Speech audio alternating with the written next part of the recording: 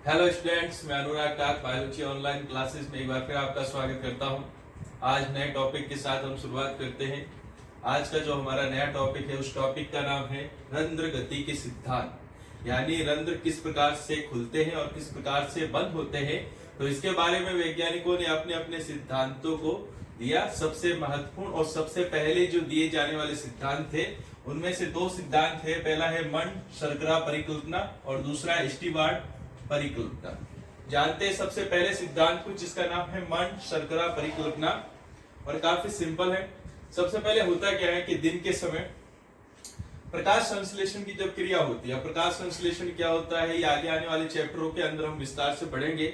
लेकिन प्रकाश संश्लेषण एक ऐसी क्रिया होती है जिसके अंदर पादप CO2 का क्या करते हैं, उपयोग करते हैं और भोजन का निर्माण करते हैं। तो दिन के समय जब प्रकाश संश्लेषण की क्रिया पत्तियों के द्वारा होती है तो उसके अंदर किसकी कमी हो जाती है, CO2 की कमी हो जाती है और पत्तियों के अंदर pH का मान क्या हो जाता है, बढ़ जाता है। या फिर मैं ऐसे भी बोल सकता हूं कि जब प्रकाश संश्लेषण की क्रिया दिन के समय होती है तो पत्तियों की द्वार कोशिकाओं में, ये पत्ती के ऊपर उपस्थित द्वार कोशिकाएं, पत्तियों के अंदर उपस्थित द्वार कोशिकाओं में CO2 की मात्रा तो कम हो जाती है और pH का मान बढ़ जाता है। ऐसी कंडीशन के अंदर एक एंजाइम होता है जिसका नाम है फास्फोरिलेज एंजाइम, वो क्या हो जाता है, सक्रिय हो जाता है। और इस एंजाइम के सक्रिय हो जाने के कारण से जो द्वार कोशिका के अंदर क्या पाया जाता है, मंड पाया जाता है, वह किस में परिवर्तित हो जाता है, ग्लूकोज 1 फास्फेट में परिवर्तित हो जाता है। अब द्वार कोशिका के अंदर क्या उपस्थित है, ग्लूकोज 1 फास्फेट उपस्थित होता है, जो कि जल में क्या होता है, घुलनशील होता है। और हमने परासरण की क्रिया के अंदर पढ़ा है कि जैसे ही यह गाढ़ा जल या अधिक परासरणीय विलयन वाला जो जल होता है वो इसके अंदर उपस्थित है, तो सहायक कोशिकाओं से जो जल होता है वो द्वार कोशिकाओं में क्या कर जाता है, प्रवेश कर जाता है। और जैसे ही सहायक कोशिका से जल द्वार कोशिका के अंदर प्रवेश करता है तो द्वार कोशिका क्या हो जाती है, स्फीत अवस्था के अंदर आ जाती है और द्वार खुल जाते हैं। इस प्रकार से मंड शर्करा परिकल्पना के अनुसार ग्लूकोज 1 फास्फेट बनता है अंत के अंदर और वह द्वार कोशिकाओं के अंदर घुल जाता है, जिसके कारण से द्वार कोशिकाओं की परासरणीय सांद्रता बढ़ जाती है। और इसी बढ़ी हुई परासरणीय सांद्रता के कारण से जो द्वार कोशिकाओं की चारों ओर सहायक कोशिका पाई जाती है, तो सहायक कोशिका से जल द्वार कोशिका में आ जाता है और द्वार कोशिका खुल जाती है, जिससे कि रंध्र ओपन हो जाते हैं। ठीक है, इसी प्रकार से रात्रि के समय ये थोड़ी सी क्रिया ऑपोजिट डायरेक्शन में होने लग जाती है। रात्रि के समय CO2 की मात्रा तो बढ़ती है और pH का लेवल क्या हो जाता है, कम हो जाता है। ऐसी कंडीशन के अंदर जो फास्फोरिलेज एंजाइम होता है वह सक्रिय नहीं रह पाता और ग्लूकोज 1 फास्फेट पुनः किसमें परिवर्तित हो जाता है, मंड या स्टार्च के अंदर परिवर्तित हो जाता है। जब वापस से मंड या स्टार्च बन जाता है तो द्वार कोशिकाओं से जो जल होता है वो सहायक कोशिकाओं में वापस से चला जाता है और द्वार कोशिका क्या हो जाती है, सलत अवस्था में आ जाती है और द्वार क्या हो जाते हैं, बंद हो जाते हैं। इस कंडीशन के अंदर जैसे ही द्वार कोशिका सलत अवस्था में आती है तो बीच के अंदर जो रंध्र उपस्थित होता है वो भी क्या हो जाता है, बंद हो जाता है। इस प्रकार से मंड शर्करा परिकल्पना के अनुसार रंध्र ओपन होते हैं या फिर क्लोज होते हैं। इसी के साथ में एक सिद्धांत और जुड़ा हुआ है जिसका नाम है स्टीवार्ट परिकल्पना। स्टीवार्ट वैज्ञानिक का नाम है और उसी ने यह सिद्धांत दिया था। और इसके अनुसार भी ग्लूकोज 1 फास्फेट तक तो यही क्रिया होती है, लेकिन इसके बाद में क्रिया के अंदर थोड़ा सा आगे चेंज होता है। ग्लूकोज 1 फास्फेट के बाद में क्या बनता है, ग्लूकोज 6 फास्फेट। ग्लूकोज 6 फास्फेट का निर्माण होता है और ग्लूकोज 6 फास्फेट के बाद में ग्लूकोज बनता है।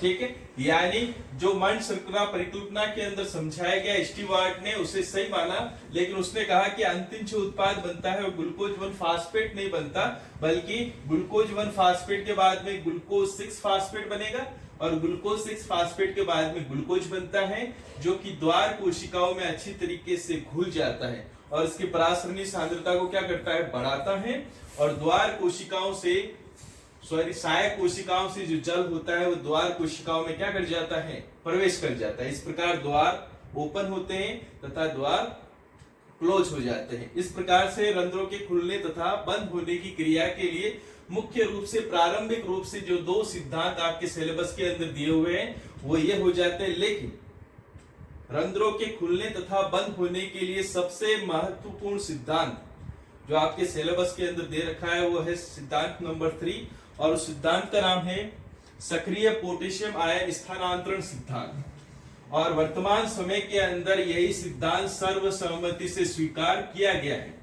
सक्रिय पोटेशियम आयन स्थानांतरण सिद्धांत। अब किस प्रकार से ये सिद्धांत कार्य करता है उसके लिए मैं एक पहले फॉर्मेट यहाँ पे बना देता हूं, जिससे कम टाइम पीरियड के अंदर उस सिद्धांत को हम अच्छी तरीके से पढ़ सकते हैं। तो सबसे पहले मैं एक फॉर्मेट यहाँ पे तैयार कर देता हूं।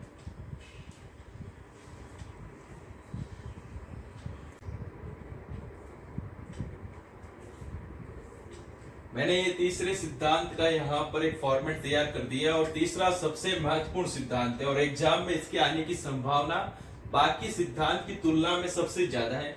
और वर्तमान समय के अंदर रंध्रों के खुलने या रंध्रों के बंद होने के लिए जो सिद्धांत सबसे महत्वपूर्ण माना जाता है उस सिद्धांत का नाम है सक्रिय पोटेशियम आयन स्थानांतरण सिद्धांत। चलिए जानते हैं सिद्धांत में होता क्या है।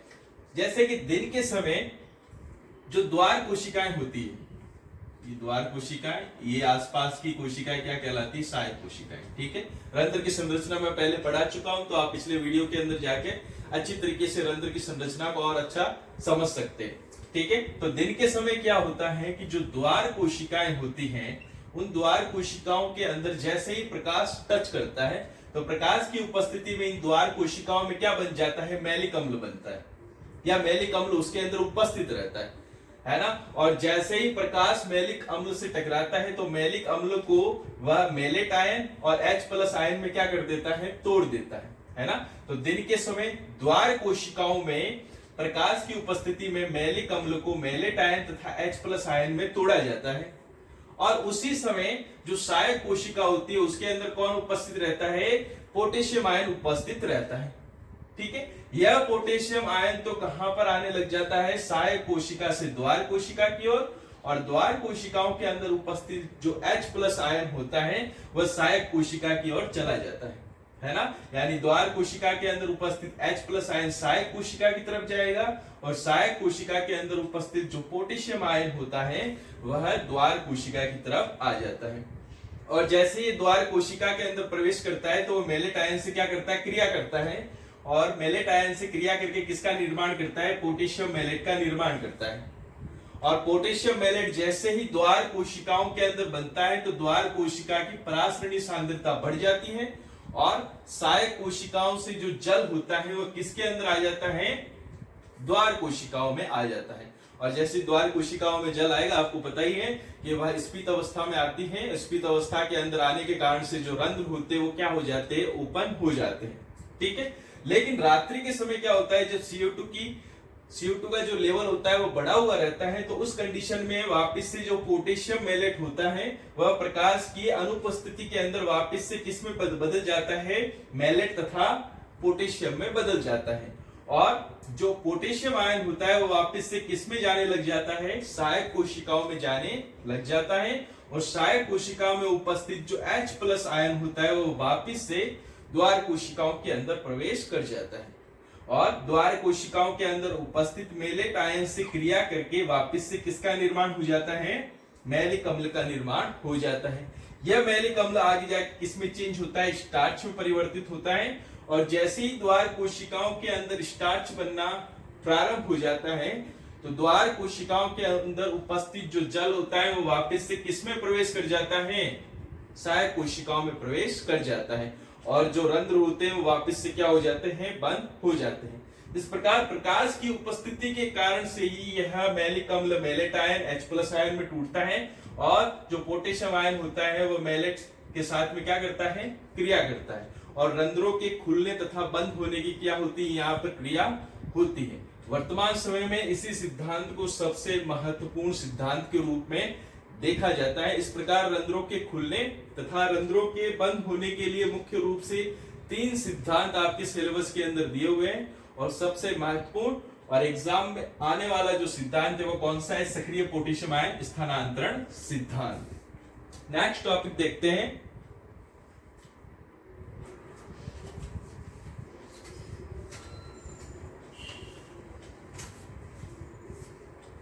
नेक्स्ट जो आपका टॉपिक है उस टॉपिक का नाम है वाष्पोत्सर्जन को प्रभावित करने वाले कारक।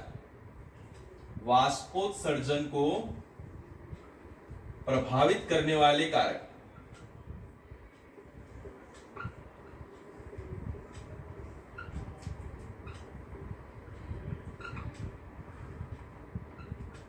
वाष्पोत्सर्जन को कौन कौन से कारक प्रभावित करते हैं? तो सबसे पहले आते हैं इसके अंदर बाह्य कारक।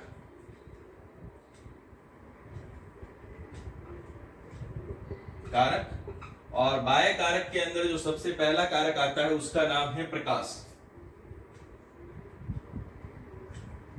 ठीक है, तो वाष्पोत्सर्जन को सबसे महत्वपूर्ण जो कारक प्रभावित करता है उसका नाम क्या है? प्रकाश है। अभी हमने पिछले वाले सिद्धांत के अंदर पढ़ा कि प्रकाश की उपस्थिति के अंदर ही मैलिक अम्ल टूटता है और रंध्रों के खुलने तथा बंद होने की क्रिया होती है। तो हम डायरेक्टली बोल सकते हैं कि प्रकाश अगर उपस्थित है तो रंध्र खुले हैं, और रंध्र खुले हैं तो वाष्पोत्सर्जन की क्रिया अधिक होती है ना।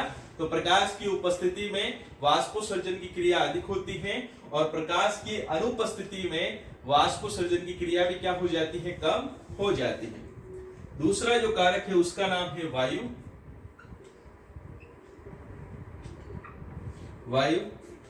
वायु अगर अधिक वेग से चले तो वाष्पोत्सर्जन की जो दर होती है वो क्या होती है? बढ़ती है। और वायु की गति अगर कम है तो वाष्पोत्सर्जन की क्रिया भी क्या हो जाती? कम हो जाती। कैसे? जैसे मान लीजिए पत्ती है और पत्तियों के द्वारा लगातार जल को वाष्प के रूप में क्या किया जा रहा है? बाहर निकाला जा रहा है ना। तो पत्ती के आसपास नमी वाली वायु क्या होती है? उपस्थित होती है। उसी समय अगर तीव्र गति से क्या चले? शुष्क वायु चले, है ना, तो पत्ती के आसपास वाली जो नमी वाली वायु होती है वो वहां से क्या हो जाती है? हट जाती है, और वापस से पत्ती के आसपास शुष्क वायु आ जाती है।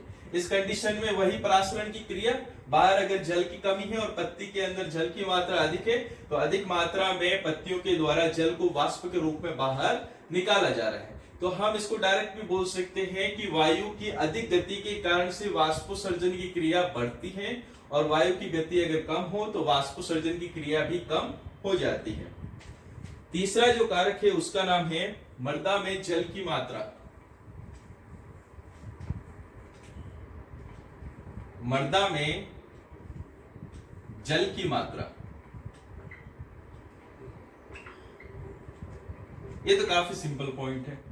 अगर मृदा के अंदर जल की मात्रा अधिक होगी तो अधिक मात्रा में जड़ों के द्वारा जल का अधिक अवशोषण किया जाएगा, और अधिक मात्रा में अगर जड़ों के द्वारा जल का अवशोषण किया जा रहा है तो अधिक मात्रा में वाष्पोत्सर्जन की क्रिया होती है। तो डायरेक्ट हम लिख सकते हैं कि मृदा के अंदर अगर जल की मात्रा अधिक है तो वाष्पोत्सर्जन भी अधिक होगा।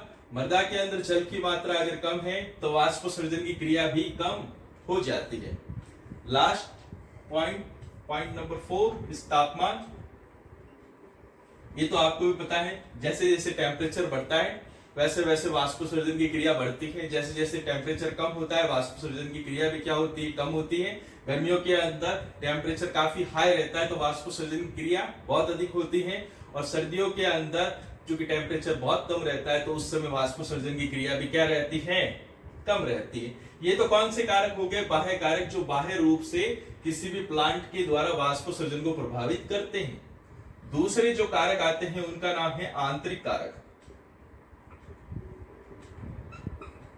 आंतरिक कारक, आंतरिक कारकों के अंदर जो सबसे पहला कारक आ रहा है उस कारक का नाम है पर्ण की संरचना।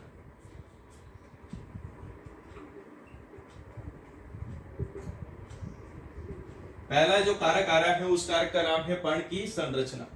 पर्ण की संरचना के अंदर कई बार मैंने पढ़ाया है पहले भी कि जो मरुस्थलीय पत्तियां होती हैं उन मरुस्थलीय पत्तियों के ऊपर एक विशेष प्रकार का क्यूटिकल का आवरण पाया जाता है ना।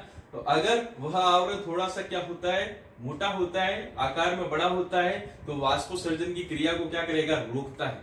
और किसी कारण से अगर पत्तियों के अंदर उपस्थित जो रंध्र होते हैं वह भी अधिक गहराई के अंदर पत्ती के अंदर धसे हुए हैं, तो उस कंडीशन के अंदर भी वाष्पोत्सर्जन की क्रिया क्या होती है? कम होती है।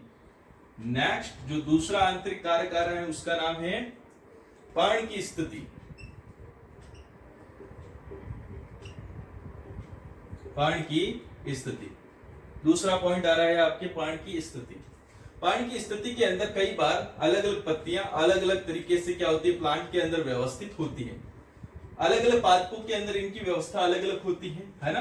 तो मान लीजिए अगर किसी पादप के अंदर पत्ती इस स्थिति के अंदर है कि आने वाला प्रकाश उसके साथ में कैसा बना रहा है, 90 डिग्री का कोण बना रहा है। सूर्य से आने वाली किरण पत्ती के साथ में 90 डिग्री का क्या बना रहा है, कोण बना रहा है। तो ऐसी कंडीशन के अंदर पत्ती का जो टेम्परेचर होता है वो बहुत ज्यादा क्या हो जाता है, अधिक हो जाता है। और जैसे ही पत्ती का तापमान बढ़ता है तो वैसे ही मैंने पहले बताया जैसे ही तापमान बढ़ता है तो वाष्पोसर्जन की क्रिया क्या हो जाती है, अधिक हो जाती है, और टेम्परेचर कम होने पर वाष्पोसर्जन की क्रिया कम होती है। ठीक है, तो कहने का मतलब कुछ पादपों के अंदर पत्तियों की स्थिति कुछ इस प्रकार से होती है कि सूर्य से आने वाली किरण के साथ में वो कौन सा एंगल बनाते हैं, 90 डिग्री का एंगल बनाते हैं। तो इस कंडीशन के अंदर पत्ती का जो तापमान होता है वो क्या हो जाता है, बढ़ जाता है, और बढ़ने के कारण से वाष्पोसर्जन की क्रिया भी यहाँ पे क्या हो जाती है, बढ़ जाती है। तीसरा जो कारक इसके अंदर आ रहा है उसका नाम है मूल प्रवाह अनुपात।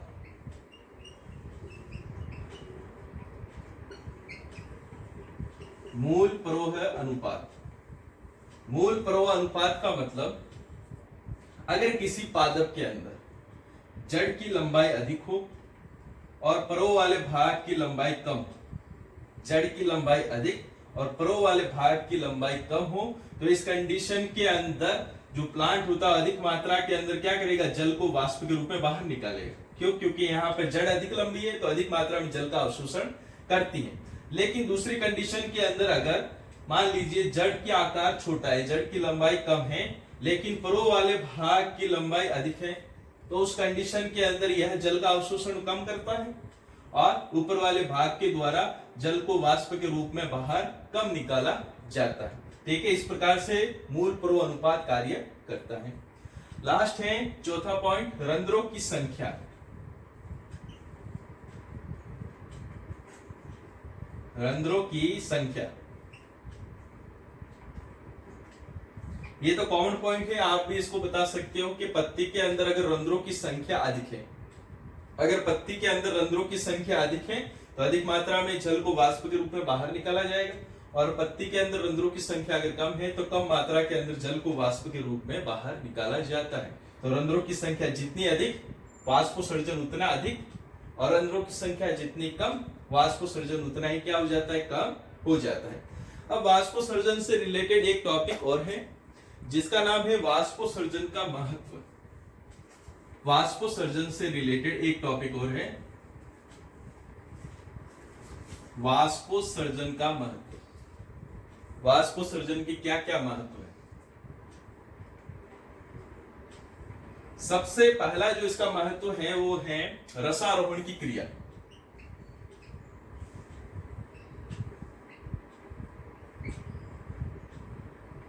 रसारोहण की क्रिया है ना, ये तो आपको पता ही है रसारोहण किसे कहते हैं। रसारोहण के बारे में डिटेल जानकारी मैं पिछले वीडियो के अंदर बता चुका हूं, जाकर आप अच्छी तरीके से वीडियो को पढ़ सकते हैं। अच्छा, रसारोहण की क्रिया वाष्पोसर्जन के कारण ही होती है। क्यों, क्योंकि जल का भूमि से लेकर ऊपर की तरफ गुरुत्वाकर्षण की विपरीत दिशा की तरफ क्या करना, गमन करना है, क्या कहलाता है, रसारोहण कहलाता है ना। तो पत्तियों के द्वारा लगातार अगर जल को वाष्प के रूप में बाहर निकाला जा रहा है तो लगातार जल भूमि से होता हुआ ऊपर की तरफ क्या करता है, गति करता है। यानी रसारोहण की जो क्रिया होती है वो किसके द्वारा होती है, वाष्पोसर्जन के द्वारा होती है। दूसरा जो इसका महत्व है, जल व खनिज लवणों का अवशोषण।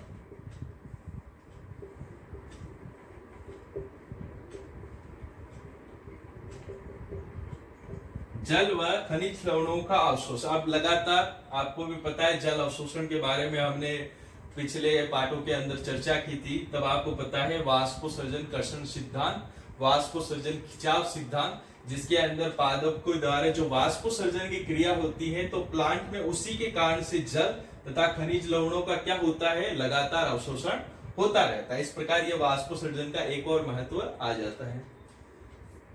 तीसरा और महत्वपूर्ण आ रहा है वो है पत्ती का तापमान इससे क्या रहता है, कम रहता है। पत्ती का तापमान कम रहता है इससे। अब लगातार पत्तियों के द्वारा जल को वाष्प के रूप में बाहर निकाला जा रहा है, तो पत्ती के आसपास नमी वाली वायु क्या रहती है, उपस्थित रहती। और नमी वाली वायु जहां जहां उपस्थित रहती है तो वहां पर अक्सर टेम्परेचर क्या होता है, कम ही होता है। इस प्रकार वाष्पोत्सर्जन के द्वारा पत्ती का तापमान क्या रहता है, कम रहता है। और लास्ट और महत्वपूर्ण, पादपों के द्वारा अतिरिक्त जल को बाहर निकालना।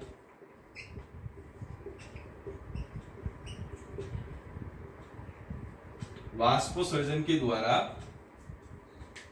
पादपों के द्वारा जो अतिरिक्त जल होता है उसको क्या निकाला जाता है, बाहर निकाला जाता है। किसी कारण से जड़ों के द्वारा अगर जल का अधिक अवशोषण कर लिया गया है और प्लांट के द्वारा उस जल का अधिक उपयोग किया ही नहीं जा रहा है, तो प्लांट क्या करता है, वाष्पोत्सर्जन की क्रिया के द्वारा उस जल को बाहर निकाल देता है। इस प्रकार वाष्पोत्सर्जन से रिलेटेड आज के जो टॉपिक थे वो कंप्लीट हो चुका है। इस पार्ट से रिलेटेड एक वीडियो और बनेगा जिससे रिलेटेड जानकारी आपको आने वाले दिनों के अंदर मिल जाएगी। पार्ट से रिलेटेड किसी प्रकार की जानकारी के लिए व्हाट्सएप नंबर दे रखे हैं, आप मैसेज कर सकते हैं। नोट्स अगर आपको अवेलेबल करवाने हैं तो भी आप व्हाट्सएप नंबर के ऊपर कांटेक्ट कर सकते हैं। मिलते हैं नेक्स्ट वीडियो के साथ, तब तक आपका बहुत बहुत धन्यवाद।